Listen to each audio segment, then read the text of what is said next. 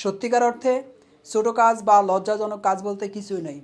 লজ্জাজনক কাজ তো সেটি যা মানুষকে ঠকিয়ে দুর্নীতি করে টাকা কামানো হয়।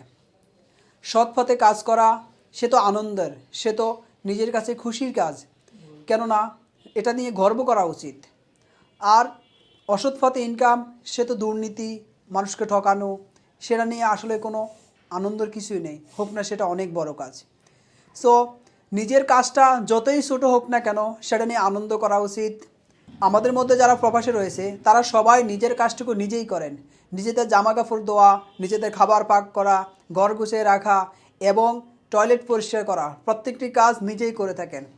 আর আমাদের দেশে যখন কেউ আসেন বা আমাদের দেশে যারা রয়েছে তারা মনে করেন যে না, আমি তো অনার্স কমপ্লিট করলাম, আমি কেন এসব ছোটো কাজ করব। আসলে ভাই, প্রত্যেকটি কাজকে যদি আমরা সম্মান করি, কাজটা যতই ছোটো হোক না কেন, যদি আমরা সৎভাবে করে যাই, সেটা অবশ্যই আমাদেরকে ভালো ফিডব্যাক দিবে, আমাদের অবস্থার উন্নতি করবে।